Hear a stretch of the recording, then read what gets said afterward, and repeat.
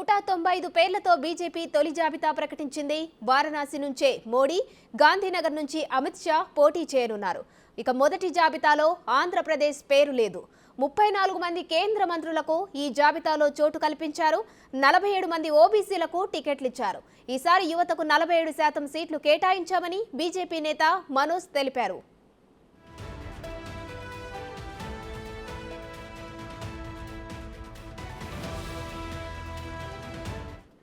ఇక తెలంగాణ నుంచి 9 నియోజకవర్గాలకు అభ్యర్థులను ప్రకటించారు. సికింద్రాబాద్ నుంచి కిషన్ రెడ్డి, కరీంనగర్ నుంచి బండి సంజయ్, నిజామాబాద్ టికెట్ ధర్మపురి అరవింద్ కు కేటాయించారు.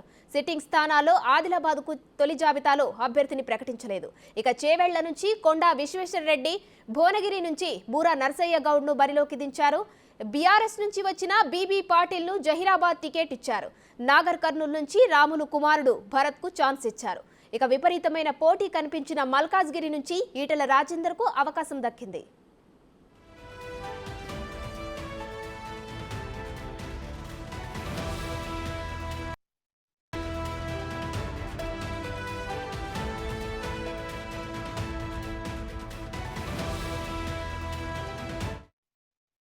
तेलंगाना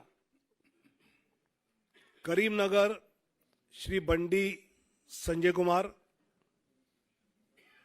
निजामाबाद अरविंद धर्मापुरी,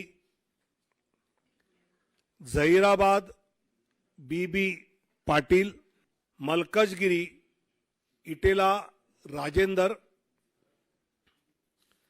सिकंदराबाद श्री जी किशन रेड्डी, हैदराबाद श्रीमती डॉक्टर माधवी लता,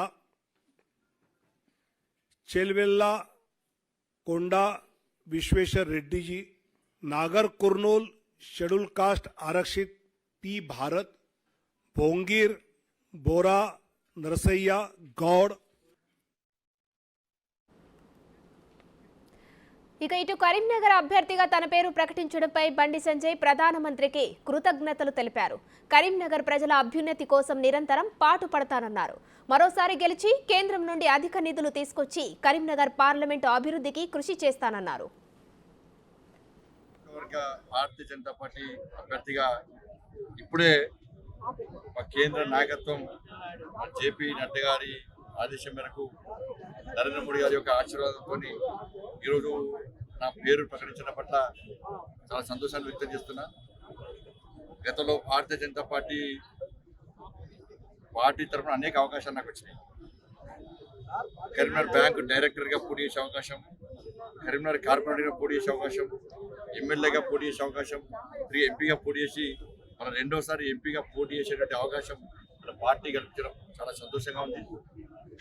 పోయినసారి భారీ మెజార్టీతో భారతీయ జనతా పార్టీ అభ్యర్థిగా పోటీ చేసి నన్ను కరీంనగర్ పార్లమెంట్ నియోజకవర్గ ప్రజలు గెలిపించడం జరిగింది. ఈసారి కూడా భారీ మెజార్టీతో గెలిపిస్తారన్న విశ్వాసం, నమ్మకం ఈరోజు నాకు అనిపిస్తూ ఉన్నది. ఎందుకంటే ఇక్కడ చూసినా కూడా ప్రజాహిత యాత్ర ప్రారంభించిన తర్వాత ఇక్కడ చూసిన ప్రజాస్పందన బ్రహ్మాండంగా ఉంది.